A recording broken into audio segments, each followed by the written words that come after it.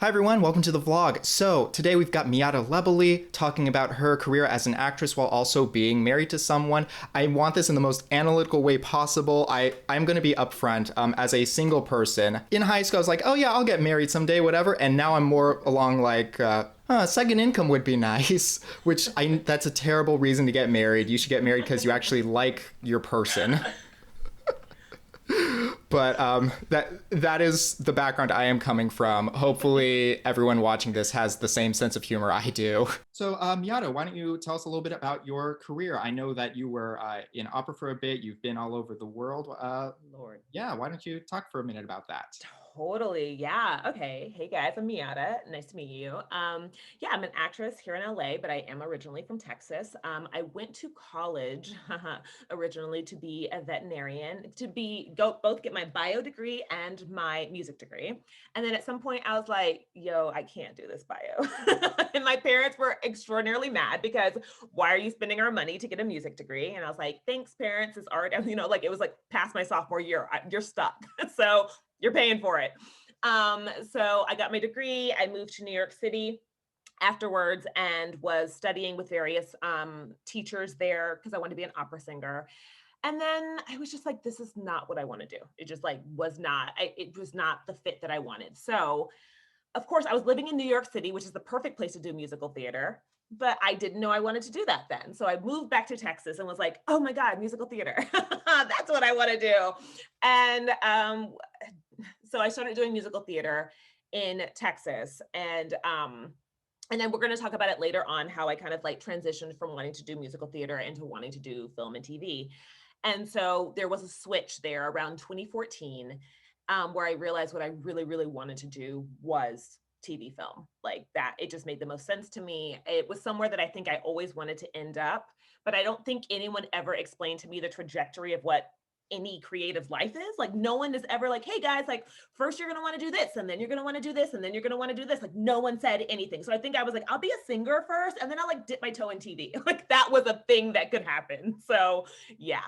You know, it's funny that you say the thing about the trajectory because I remember being in high school and college and thinking like, okay, this is the logical course sequence of events. And then eventually being able to like get to networking events and seminars and then people saying, this is the trajectory. And I'm like, oh, that's Right. not what I was doing. What was I doing? What was I doing? And then just to make matters worse, this is the trajectory. Oh, okay, well, the reason I didn't do that is because both my parents were teachers growing up. They weren't, billionaires. Oh, this is the trajectory. Oh, well, that's the reason I didn't do that. I'm not related to Mary Kate and Ashley Olsen. I'm just a nobody. I'm just a person. Right. Right. Your parents don't, like your parents aren't billionaires. Your parents aren't in the industry. They don't know people who are in the industry. Like my parents were both accountants. Like they had no idea what is involved in anything to do with entertainment. Yeah. So yeah. Yeah, my mom actually does have one story about there was like I'm being hyperbolic for a minute, but there was a period of like a week where her mom tried to get her and her brothers involved in acting when they were kids, and it cemented that my mom did not want to do that. So Okay. and like my dad grew up in the LA area and my parents were older when they had me. They had seen what happens to child actors. So like, you sure you want to do this, buddy? Yeah. Isn't that the worst though that they already had the information? Because at least because like if they were just like if they didn't know they would have just maybe they would have like just thrown you into it and be like, come on, guy. Yeah. Yeah, but like then I do look at the child actors. So some of my friends who were acting in high school, I look at them now and I'm like, oh, you're in landscaping instead. Oh, you're Yep. doing this Yep. instead. Oh, so No, you're totally right. I think the younger you get involved, the more likely you probably are going to quit before the age of 20, right? Because you're just like, I've been doing this for almost 20 years at this point. Like, I'm done. So that's actually a really good point. Um, oh, but yeah, so I knew that I wanted to do film and TV. In 2015, I moved to LA and I have been here ever since doing the grind. And yeah, let's get to the questions at hand. So Miata, yeah. you are married. How long have you been married? How'd you meet? Oh yeah. Okay. So the few different questions. Sure, My yeah. husband and I have been together.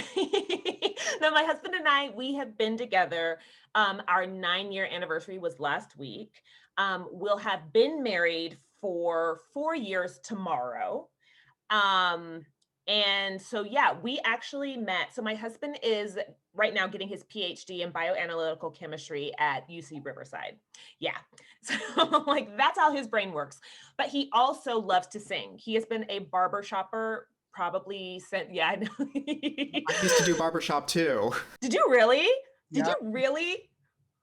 Did you ever sing with Westminster? He's with Westminster Chorus right now. I technically, yes, one day because I was in high school and we went to this barbershop thing in Orange County, and the Westminster Chorus was also a part of it. Um, so, yes, technically. That is awesome. Okay, look, I'm just telling you, if you're ever interested in singing again, they are still, they're still singing, they're going. I think rehearsals are going to start up again in a little bit. Just throwing that at you, just letting you Well, know.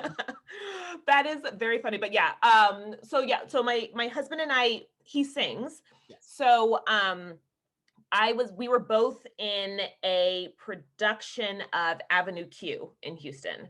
So we met doing Avenue Q. I was playing Gary Coleman. He was playing Brian. I was like, I think he's cute. He like did not speak to me because he was too shy. And it took the entire rehearsal period of like 3 months for him to finally realize that I had been trying to flirt. I'm a bad flirt too. So like, it was just like 3 months of like, okay, he's a dork, right? He's like very nerdy. So I started reading sci-fi. I was like, I'm gonna read some sci-fi books. So here I am. Like, I was like, oh my gosh, I was reading this, like, whatever. And he like would not say anything back to me. So I was like, okay, wrong sci-fi. So like I would pick a different book or like talk about the fantasy books I was reading. So guys are just y'all. Sometimes I'm like, come on, I'm trying. I'm trying. Yeah. Yeah, like people are people. People are people. But he asked me out. Yeah. So yeah, we've been together for 9 years. And but other than that, I know one of the questions you had was like, what does he do for work? And so yeah, he's not in the industry. He is right now, like I said before, getting his PhD. And yeah, in something that like I'm so bad at. Chemistry, I'm good at a lot of stuff, but chemistry is actually one of the things that like my brain does not get. There is this dumb story about how I accidentally earned a couple of degrees. And another, I've always debated going back to college to take one chemistry class just so I could technically get a science degree. It would only be an associate's, but like, just to say like, oh yeah, I have a science degree, no big deal. Yeah, no, like definitely. Like I do it all. Thank you. All right, well, technically, I do have one in social and behavioral sciences. If it has sciences in the name, it's a science, right? I mean, I agree with you. I feel like all of these like other scientists would be like, that's not, you know what I mean? Right, yeah. But like whatever. Yeah. So, okay, so it is a PhD program. I am under the impression that you can get a stipend for that. Does he, or are you like the main breadwinner? Yes. It depends. So sometimes if he's TAing, he does get like a TA stipend. But right now, for instance, like he's oh God, please, hopefully nearing the end of this. It's like he's been in school since 2015. So towards the end right now, he gets money, but like it goes towards, I don't know how to describe it. Like it's more like money that he's getting like grant money from like the person in charge of his lab so that he can do his work without having to TA. So he does get some sort of grad student stipends. And then, like I said, like sometimes it's for TAing, sometimes it's just for like so he can continue to do his research in the lab. Okay. But yeah, like a little money comes in. Okay. When you met him in Avenue Q, was he like you, like, I think we're going to do this? No, I changed my mind. I'm going to do things instead. Interesting question. He at the time was already working in industry. So like he had already gotten his chemistry degree and he was working for a company that did they tested materials for the oil and gas industry. And but he says when I got with him, I was like, so what's your 5-year plan? Like I don't remember being that like upfront about his life. I don't remember that, but I think I told him, I was like, listen, I'm gonna be either moving to New York or LA in the next 2 or 3 years, So have a plan. And, like whatever your plan is great. But like, here's what I'm going to be moving to one of these two cities. Hopefully your plans also fit in that. I don't remember ever. I feel like I would have been a lot softer, but the way he describes it, I was just like, so get your stuff together. Um, so I think at the time he did want to go back to school, but wasn't really sure when he'd want to do that to get his master's at least. And so I guess I pressured him and being like, okay, I guess the time is now. So he still wants to go back into industry. It's just changed a little bit. We're from Texas, so oil and gas makes the most sense there. In California, there's a lot more, like there's Silicon Valley always needs chemists, especially bioanalytical chemists because as they work more and more with medical stuff, that's going to be really useful. I'm not moving to Silicon Valley. So hopefully he will also be able to find biomedical companies here in LA. There are companies here in LA that he could also work for.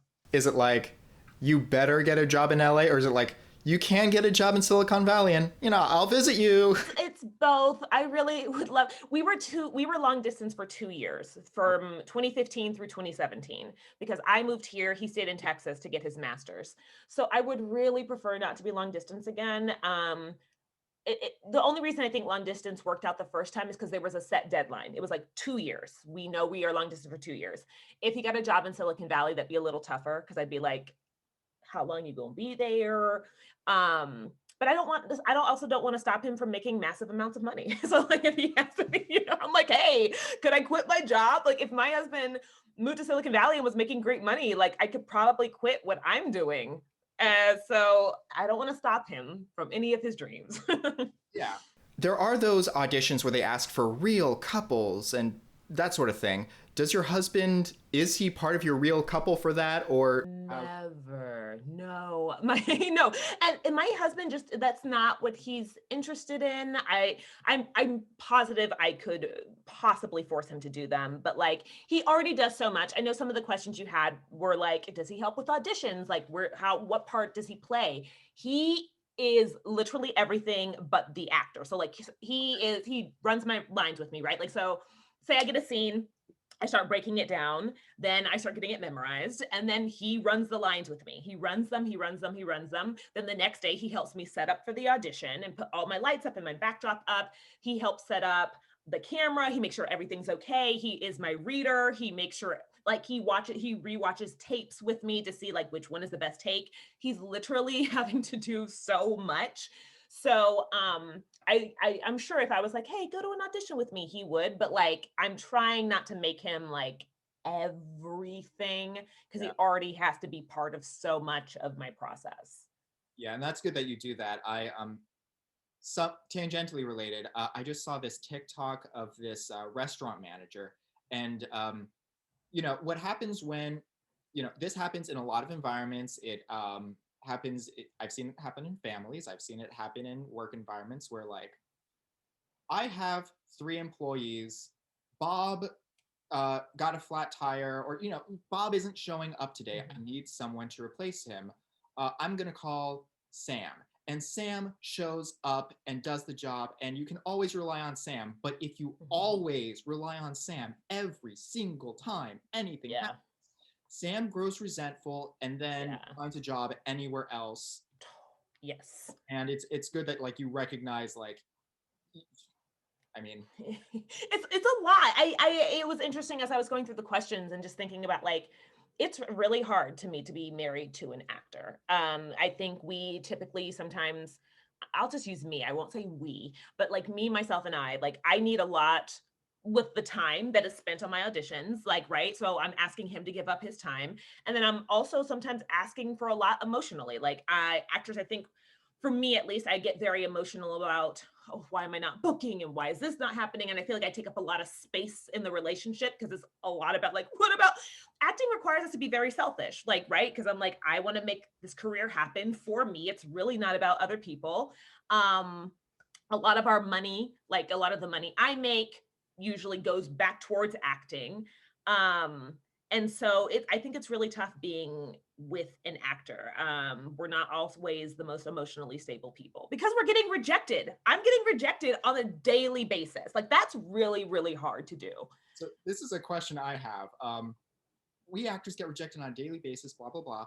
when you get rejected on a daily basis, is it someone actually saying, "Hey, Miatta, we're going with someone else"? Because for me, it's just It's silence. it's just Yeah. okay. It's the silence. And it's the worst when you are you put so much into these auditions. Like I know I put so much work into them. I've spent so much money, especially over the past year. I don't know about you, but like really kind of updating everything to like look the way I really want my self tapes to look. Right. And I'm spending money going to casting director workshops, and I'm spending money on my wardrobe, and I'm spending money on all of this stuff. And so it's just so hard to, you know, when you get an audition and you're like, this is me, like this part feels so right for me, this is exactly who I am. I don't know if you've ever gotten coached, but sometimes I'll go and get coached on a part. Yeah. And that's not cheap. Like I've had coaches that are like $150, so I'm like, I spent $150 on the coach, Yeah.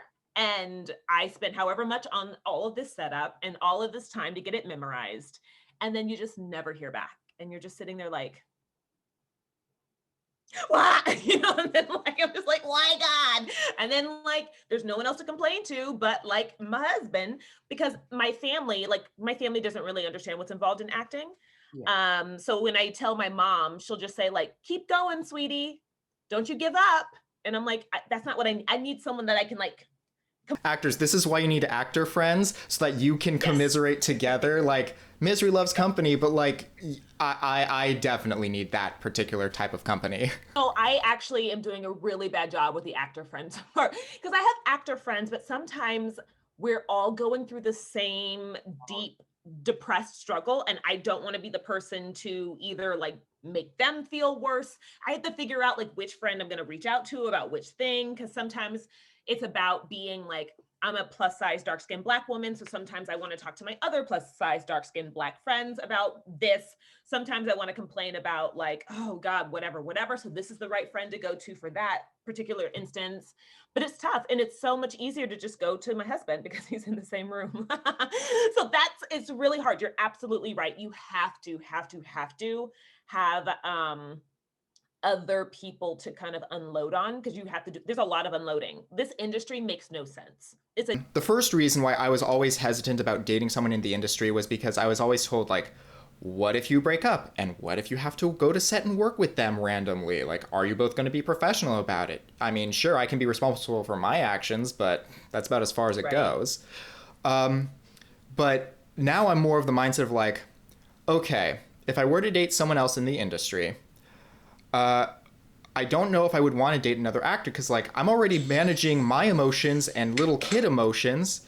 Do I want to manage those emotions as well? Like, even if it is 50-50, like, No, that was actually something I absolutely know that I was thinking about it. I could not date another actor, and I would never date maybe like a musician. No one who's front facing. I think I could date a writer, producer, directors, someone who's like tangentially involved in the entertainment industry.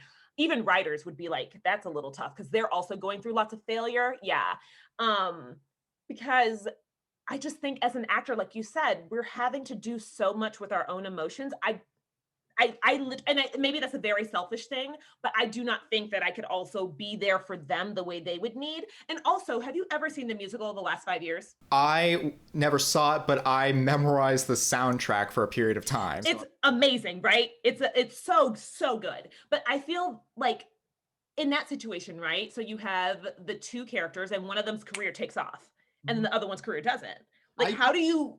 Yeah, like I am gonna lose either way, because yeah. option one, I am a very jealous person. Same, same. Option two, I am the successful one. I have survivor's guilt. Hmm. You'll lose either way. You lose either way, and that's why I'm the same way. I'm a very jealous person. Like if I had a spouse who like their acting career just like took off, and I was there, like, you know, you'd have to go to industry parties and they'd be like, oh my God, whatever your name is, you did so great in that episode of whatever. Your what is this your wife? Oh great, what do you do? I act. Have I seen you in anything? No. Okay. Okay. Like it's just so hard. I think I would do so badly. And so I feel the same way. I just don't, it would be very tough to date another actress because I the thing is, if they're at the same place you are, Mhm. then they are deeply depressed about their career. Right? If they're at the same place you are, they're also like, God almighty, what am I doing? Like, when is this gonna really like happen? And if they're not at the same place you are, then you're just jealous of them. It's so tough. So there are definitely married actor couples who make it. I don't know how they do it.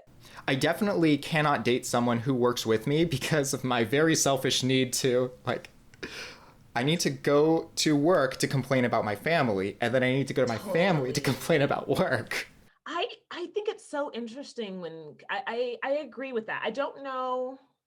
I work really well with my husband, but it wouldn't be like I don't think I could do it in an actor to actor. Like if he was like a director or something like that, it would probably be okay.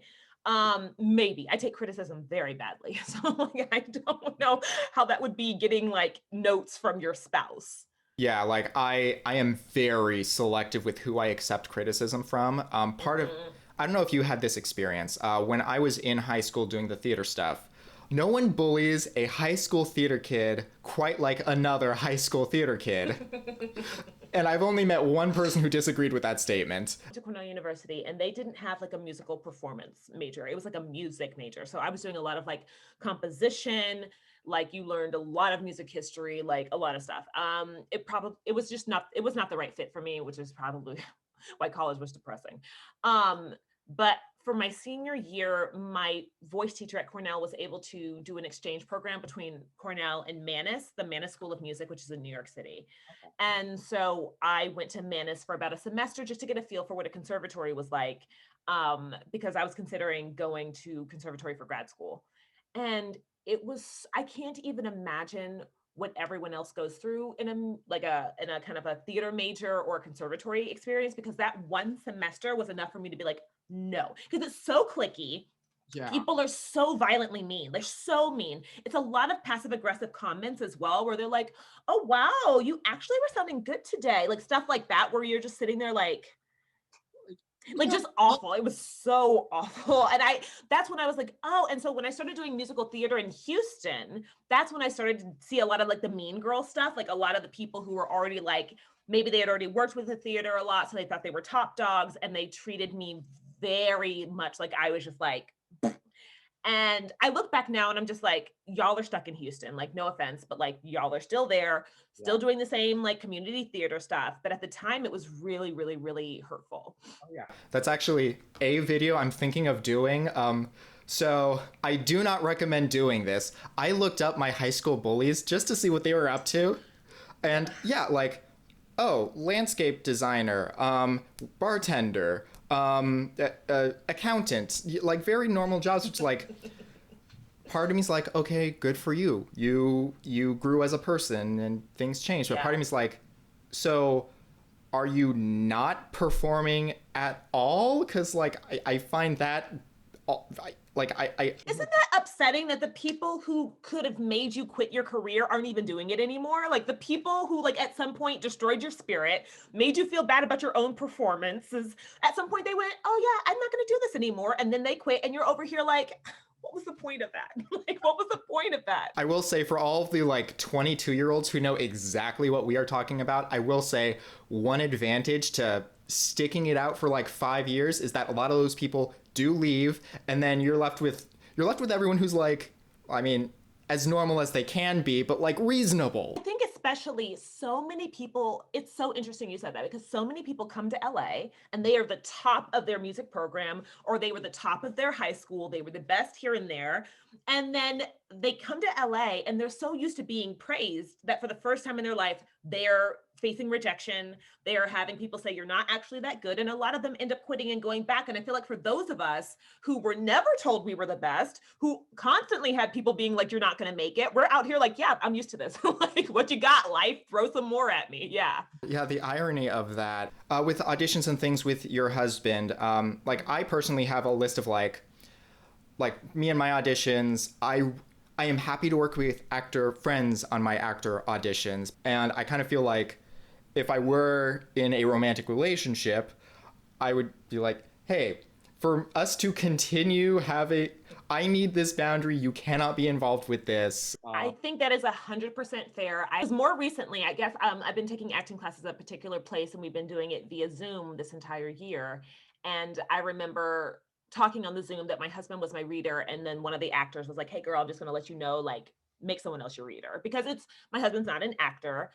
He can't always like give me maybe the notes that I need. Like my actor friends sometimes will be like, "Oh, hey, maybe," or "Hey, maybe," or like, "Let's try it a different way." Um, and she's like, "Try it with friends." I think I've just been so lazy because reading with friends over Zoom has just, it's so much to set up a computer, make sure the mic works, make sure there's no lag. And I also have to use my TV as a monitor. So I always cast from my phone to my Roku. And I use that as my monitor so that I can see myself and what my setup looks like when I'm auditioning. Okay, that's a really good setup. I just have a you can't see my camera. I can't move it or else I'm going to ruin everything for this. But it just has the flap that goes out and I just keep squinting at that. Well, if you're ever using your phone, you have a camera, so that's great. But yeah, if you're ever using your phone to audition and you're not quite sure what you look like and you're tired of having to go around the camera, really, and I also like to use the back lens because the back lens has the best lens. So I cast from my phone to my TV so that I can just use that as my like, okay, Miatta, you're in the middle, everything's looking pretty good. Okay, I'm ready to go. Having boundaries with your partner for reading is probably really important. I didn't realize until that moment when the girl's like, "Stop using your spouse as a reader."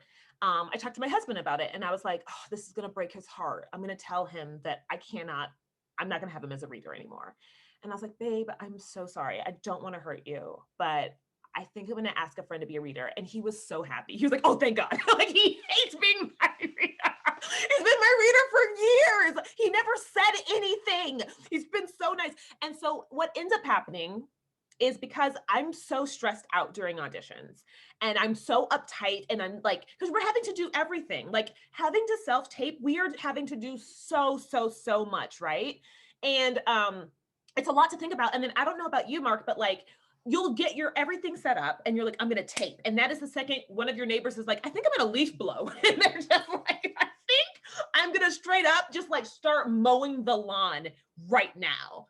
And so, yeah, I'm so upset. I'm usually so heightened. I'm so upset. You're trying to remember your lines. You're looking out for noise. You need to make sure everything looks okay. And so I get really short when I'm doing auditions, like really, really short. And I'm not even aware of it, but I'll just be, he'll start to say something. I'm like, "Nope, we can't. Nope, stop. I got, no, I'm thinking, okay, do you hear that noise? Do you hear that noise? I hear a noise." And I get really, really awful during my auditions. And so more recently we've had to have a talk where I was doing auditions with friends, but I really enjoyed doing the auditions with someone in the room. It's just nicer to be able to connect to someone in the room. And so I was like, "Hey, I kind of want to go back to having you be my reader." And we had to have a real conversation about, like, he was like, "Miatta, I'm going to tell you the truth. When you're auditioning with your friends, I listen in, and you're so kind to them. Even if their phone rings or even if something happens, he's like, you're so kind." And he's like, "You don't treat me like that." And I was like, "Oh," like exactly. I was like, "Oh my God, I'm so sorry. I'm so sorry. I'm so sorry." And he's like, "Yeah," he's like, he's like, he's like, "I don't mind helping you set up." He's like, "I don't mind even reading lines with you when you're just rehearsing." He's like, "But when we go to the audition, you don't treat me with the same like kindness or patience that you do with your other friends." And I was like, "You are so right. I am so sorry." Because I just take advantage of the fact that I'm like, my husband loves me. Like, he's not going to break up with me if I'm like kind of like being too short. So that's definitely been for the past few auditions when things start to happen, me just taking a beat and being like, "It's not the end of the world. We will tape this in a few seconds," or the casting director is going to get a tape with kids yelling in the background. And that's just is what it is. And this is just what we have to do. I don't know exactly when I hit this point, but there was definitely a point where I'm like, yeah, that's not going to be the reason I don't book the job. It's going to be this. Well, very true. Because I don't know if you've ever gone back. Occasionally, I'll go on YouTube and I'll just watch audition tapes because occasionally they'll put out audition tapes, or sometimes I've noticed actors lately, sometimes they'll put their auditions with no sound on like their Instagram page, or they'll put it up with sound later on. So I sometimes will go back and look at self tapes that actors that are established have done. They're terrible. Mark, they're not good. They are always up against a dingy white wall. The sound is always so. Like the lighting is always like like it has nothing to do with all of the stuff that we are focusing on. You know what I mean? Like I think if you're right for it, you're right for it. And if you're not, you're not. And like you're someone screaming in the background. I think I was watching like Emilia Clarke's Game of Thrones audition. Like you can probably definitely hear stuff in the background that's happening like on the street. It's fine. It's fine. You're exactly right. They're not going to dock you because they're like, I heard a vacuum cleaner at minute 1.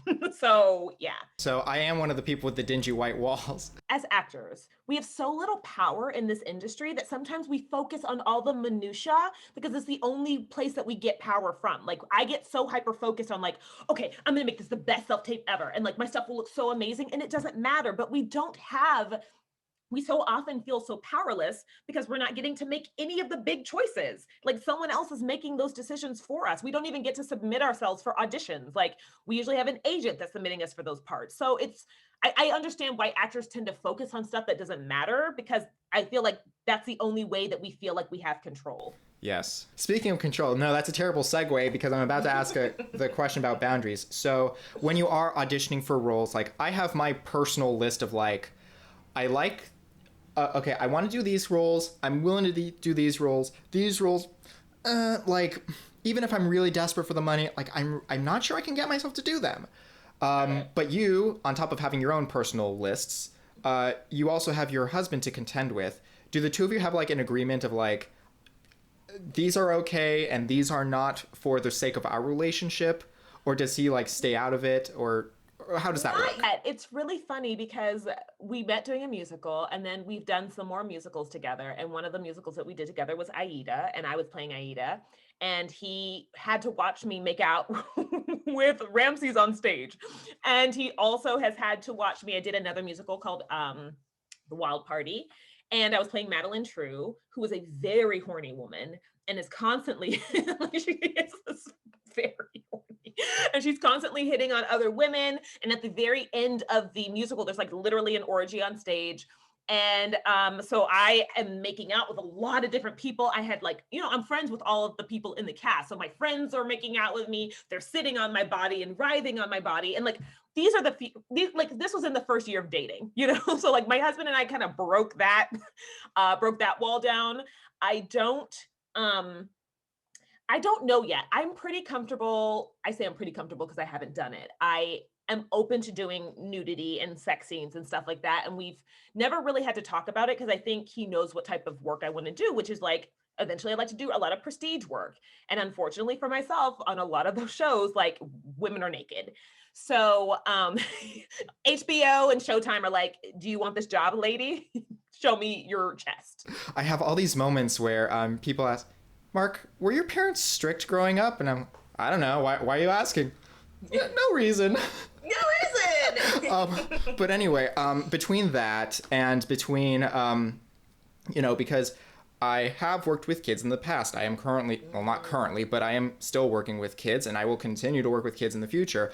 Like, on top of my regular, I'm not really comfortable with these things, I also have to think, like, what if a 7-year-old decides to look up Mr. Needle online? What is that 7-year-old and their parent going to find? That's actually a very, very good point. That's very, very good point. I do think that like, I don't worry about boundaries too much. I'm just like, I'm at the point where I'm like, wherever my career takes me is where my career is going to take me. But I do think sometimes like, hey, one of the things I have on my resume is a show called Sexpectations. Now it's like a really wonderful show. It's kind of like a rom-com in and of itself. But it is called Sexpectations. So like if I was ever up for something Disney, would they look at my resume and look at my IMDb and be like, she was in something called Sexpectations? Like, what is that? Like, I don't know. So, but yeah, I guess when it came down to it, if I was really up for, I guess it's, something came my way and I auditioned for it. That would be a point that I have that conversation. I think it's smart though, to have it well in advance of being like, hey, I'm up for a part where I will have to simulate sex scenes every week. Are you going to be good with that? That's probably a conversation to have. I feel like he's down for whatever, but I agree, Mark. Thank you. I should probably have a a more like real conversation about it. Oh, I'm happy to help.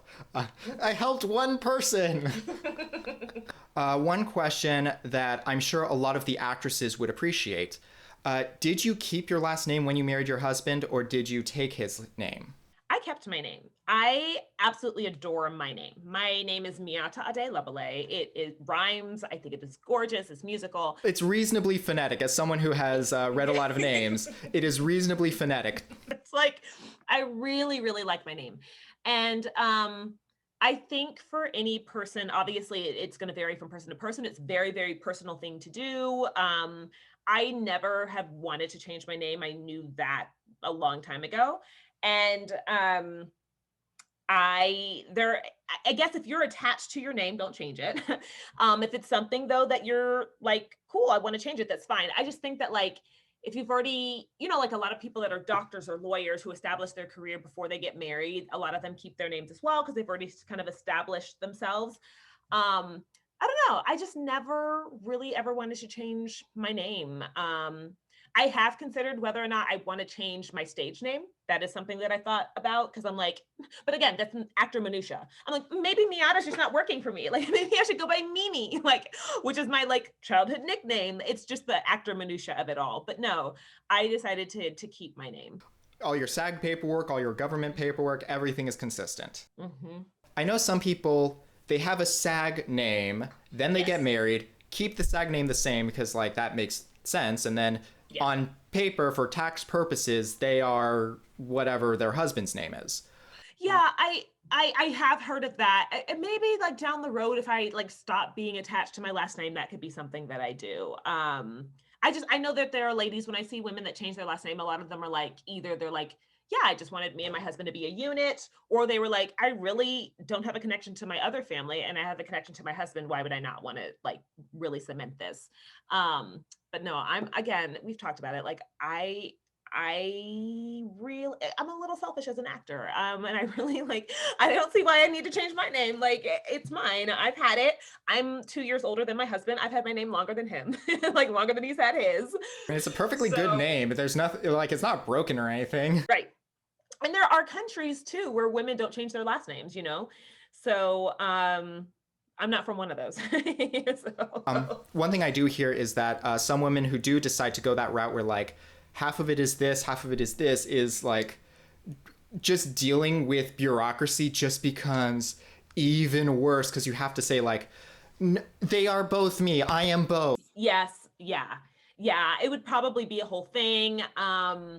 But yeah, no, I decided to just keep my stage name as if everyone, I was like, I'm gonna be a household name one day, baby. So I'll keep this name.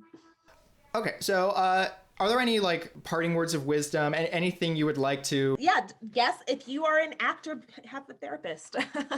I think like Mark has already said, have actor friends. But if you're an actor and this is what you want to do, this is an incredibly, insanely difficult career field. It just is. I recently, I was hanging out with my cousin in Orlando and he really had he's young, he's 18, but he was like, isn't it easy? It just seems really easy. And I was like, let me tell you about the fact that for every audition I get, there was like 3,000 to 5,000 people being submitted for the same thing. To get an audition, you're usually within, say, 30 to 50 people who got an audition. Do you know, like, that is teeny tiny. And then of those 30 to 50 people, maybe 3 of you will get pinned, maybe 3 to 5 will get pinned for a part, and then 1 of you is going to get it. So 1 out of 5,000 people got this part. It is insanely hard. There are days, weeks, months, years sometimes where you have nothing going on. I have not booked, I've done jobs, but that's because people have brought me in, but I have not booked an audition since like December of 2019 was one of the last times that I really booked something. Thank you for making me feel better about my own booking ratio. Yeah, it's been a really, really long time because like Corona started happening and then like, I'm doing audition tapes, I'm sending self tapes out, but like it's been a while since I've booked something and you're going to feel low. Like you're just going to feel low about that. It's very, very human to feel awful about the fact that you're putting in a lot of work and a lot of time and effort and also sacrificing friendships and time that you could be spending with other people. Like I spend so much time on my career. So having a therapist, I think, is incredibly important because these problems don't go away, by the way, when you start getting more wealthy. They actually just expound upon themselves. Like the more successful you get, the worse it's going to get for your mental health. Because what now you're famous. Now, what if you stop booking and you're famous? Like, and you now have a huge house, or you now have this, or now you have that. So I think really, really working hard on not putting your everything on your spouse. This is something I'm still working on, by the way. It's something that I'm still working on, because it is so easy to just turn to him and just like put everything on him. And you can't do that, because your spouse can't be your everything, like literally can't be your therapist and also your DP. Like they can't be your cinematographer, your gaffer, your best boy, and also like, hey, can we do a little therapy on the side? So yeah. I mean, being a little dark here, after dealing with you, your husband might also need a therapist. Oh, 100%. He's the chillest person though. I'm so lucky. I'm so lucky to have someone who is like, yeah, like I will make space in this, like not make space, but like he knows I take up a lot of space. I take up a lot of space in the relationship.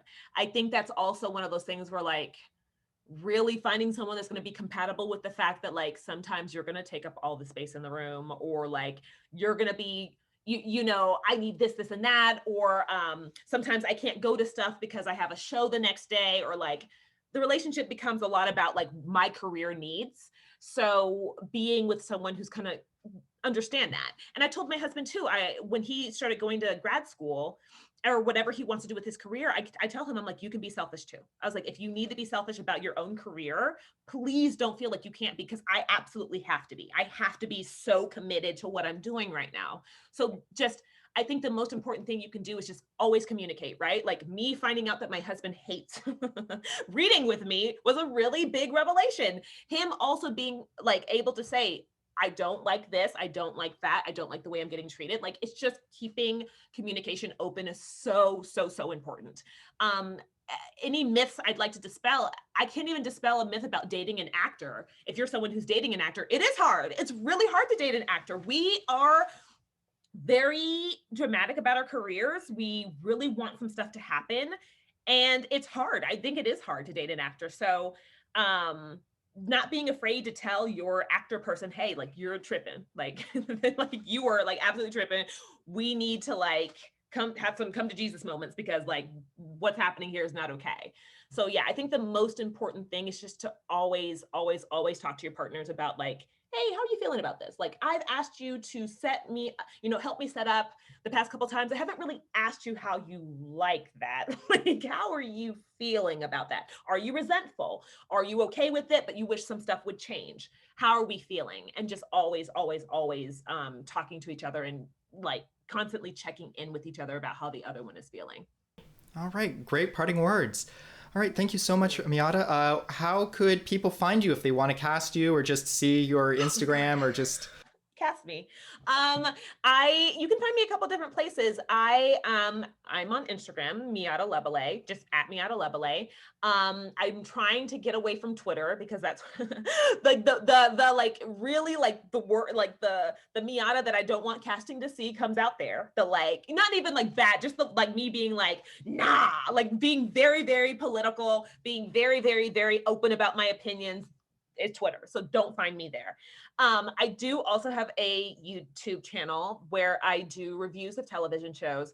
I've done Bridgerton. I've done Shadow and Bone. I may be doing another series later on this year. So that's something else that I'm trying to do and give myself stuff to do. So you can also find me on YouTube if you need to. And I think also it's just like Miatta Lebile. those of you who would like to see more of Miatta Lebile, if you have more questions or comments for her, please leave them in the description below. Otherwise, be sure to like the video, subscribe to the channel, and I will see all of you next time.